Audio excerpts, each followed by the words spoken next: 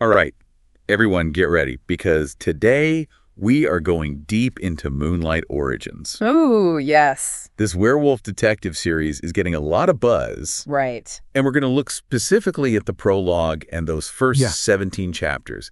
We really want to get a sense of the world Yeah. without, spoiling the ending or any of the major plot twists. Absolutely. Got to keep people in suspense, right? Exactly. Keep them coming back for more. Yeah, and I think what really makes this series stand out is that it's not just your typical werewolf story. You've got that classic noir detective element, but it's all mixed up with this intricate supernatural political landscape. It's like, Almost like Law and Order meets Twilight. oh, I love that. But with way more bite, obviously. Oh, yeah. Definitely more bite.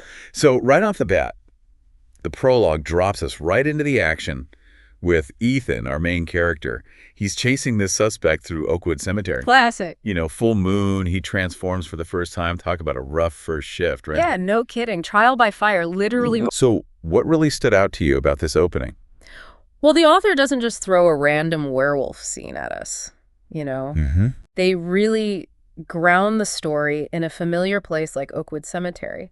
So we're kind of eased into the supernatural stuff and makes you wonder, what if there's more to our world than we can see? Right. Like hidden in plain sight. And then there's that super creepy message from the hunter who's watching Ethan. Welcome to the pack, Detective Reeves. We've been waiting for you. Oh, yeah, chills. Instant chills. Like you're immediately hooked, right? Immediately. Who are these people? Why was Ethan targeted? Exactly. So many questions. So many questions. And it just establishes this idea that Ethan's transformation, it's not random. Like, he was chosen, brought into this world for a reason. Oh, yeah, there's a plan in motion.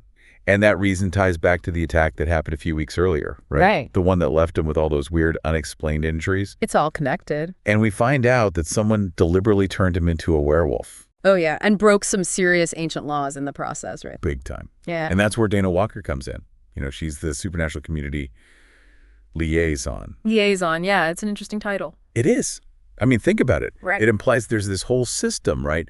A way for the supernatural world to interact with us regular folks. Exactly. It's not just about hiding in the shadows anymore. Yeah, there's a structure, Yeah. a way to keep things from going totally haywire. Like, who knew werewolves had liaisons? Right. It's not just fangs and fur. Yeah, it's all about rules and regulations. Exactly.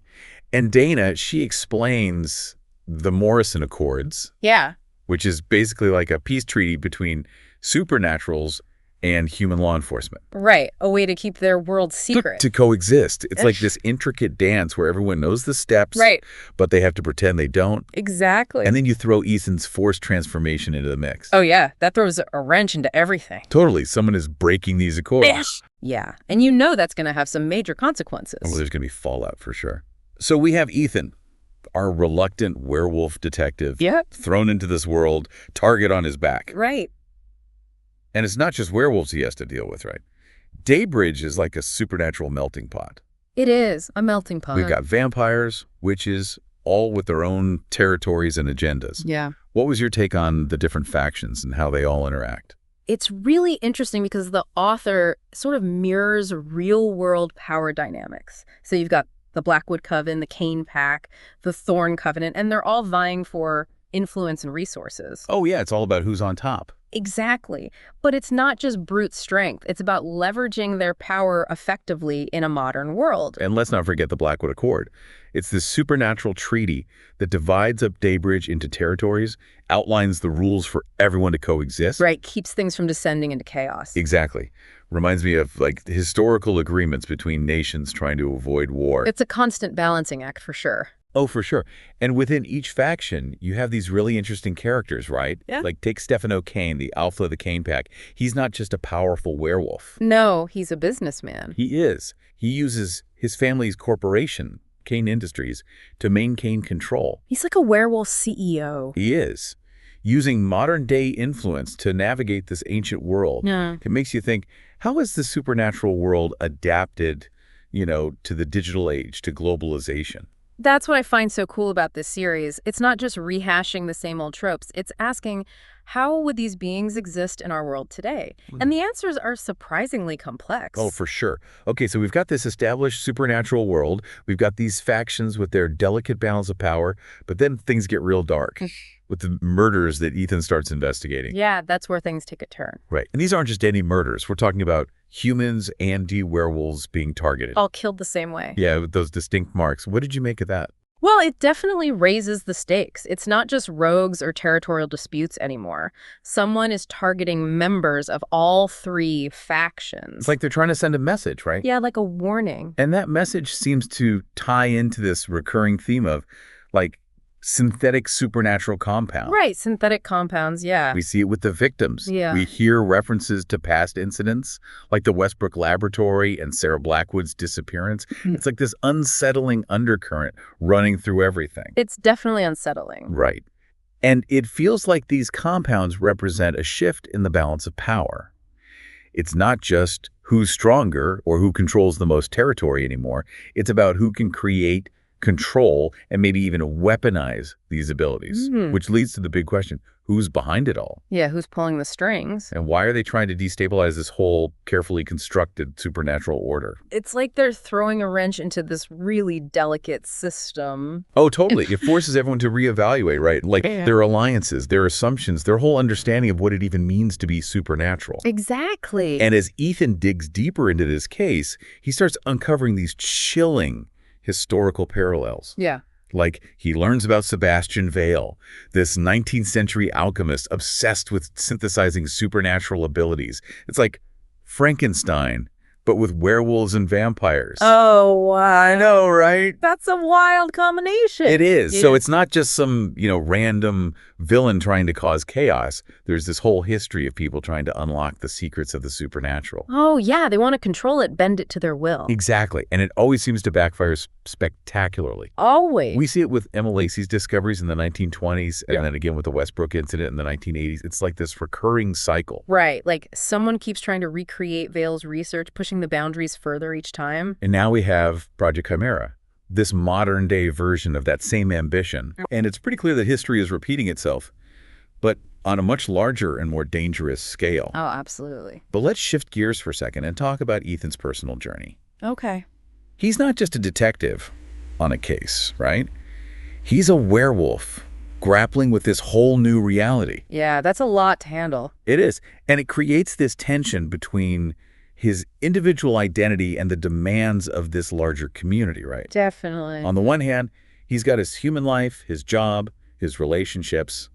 But then on the other hand, he's part of this pack now. Right, with its own set of rules and hierarchies. Exactly. And he can't exactly tell his partner, hey, guess what? I'm a werewolf now. Yeah, that's not going to go over well. Right. Not exactly water cooler talk. Yeah. So how does he navigate these two worlds without losing himself? Well, that's where his role as a detective becomes so important. It gives him a framework to understand both the human and supernatural worlds. Oh, it's interesting. Yeah, his investigations, his attention to detail, his drive to find answers, all of that helps him make sense of the chaos. So it's like his detective skills are almost transferable to his werewolf life. Exactly, they help him adapt. And he's constantly being forced to make these impossible choices. Does he side with the pack? Does he try to protect the human world? Is there some kind of middle ground? Right, he's walking a tightrope. He is. And he becomes a master of compartmentalization, filtering information, revealing just enough to each side, but never the whole picture. It's a dangerous game. Oh, for sure. But it seems like the only way he can maintain some control. Absolutely. Okay, this is where the Crimson Cellar comes in. This incredible underground nightclub that acts as neutral ground for all the supernatural factions. It's like a supernatural speakeasy, It's right? full of that. Where vampires and werewolves can hang out without ripping each other's throats out. Yeah, it's a place where the rules are suspended, where information is currency. It's like a microcosm of Daybridge's supernatural society, right? Exactly. Think about it in real-world terms. Neutral zones, embassies, Oh, I see what you mean. places where people who might be enemies can meet and talk. Without resorting to violence. Exactly. It makes you realize how important these spaces are, for keeping the peace. Yeah, even in a world of werewolves and witches. But it also highlights how fragile that peace can be. The Crimson Cellar might be neutral ground, Right. but it's also a breeding ground for conspiracies and hidden agendas. It is. Someone is definitely using it to manipulate events in Daybridge. You get the sense that no one is truly safe, even in this supposed haven. That's a good point. And for Ethan, it's both a source of information and a potential trap. Definitely. He has to be so careful about who he trusts. Yeah, what information he shares, what deals he makes. The stakes are incredibly high. Oh, yeah. One wrong move could have devastating consequences. So we've got Ethan walking this tightrope, investigating these murders, navigating supernatural politics, and trying not to lose his mind in the process. It's a lot. It is. And then there's this looming threat of the synthetic compounds, this sense that things are about to explode. Yeah, it's all building towards something. It is. So where does the story go from here? Well, remember, no spoilers. Oh, right. But I will say this. Ethan's choices have consequences. He's forced to confront some serious ethical dilemmas. Right. Like, what's the right thing to do when you're caught between two worlds? Exactly. And he has to make sacrifices. Wow, this is getting intense. It is. It explores the price of trying to bridge the gap between these two worlds. So it's not just a question of who doing it. Very. It's a question of what happens next. Exactly. So we left off with Ethan juggling these two investigations, right? Yeah. Human and supernatural.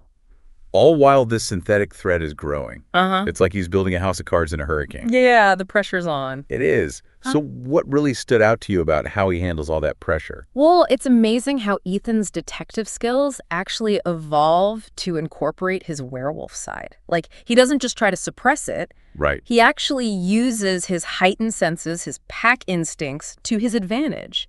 He's adapting, innovating. I mean, he develops this whole system for classifying evidence, coding the supernatural elements in a way that makes sense to the human authorities. But he also keeps a separate set of records for the supernatural world. It's brilliant, like a Rosetta Stone for supernatural investigations. Right. He can translate between these two worlds. Exactly. And it shows how his understanding of his role is changing, too. Okay, how so? He's not just trying to keep the supernatural world hidden anymore. He's actively trying to find ways for both human and supernatural justice to work together. Oh, I see. He's trying to find a balance. Yeah, but he faces scrutiny from both sides, you know. Oh, right, like walking a tightrope. Exactly. His partner, Masters, is starting to notice the holes in Ethan's explanations. Oh.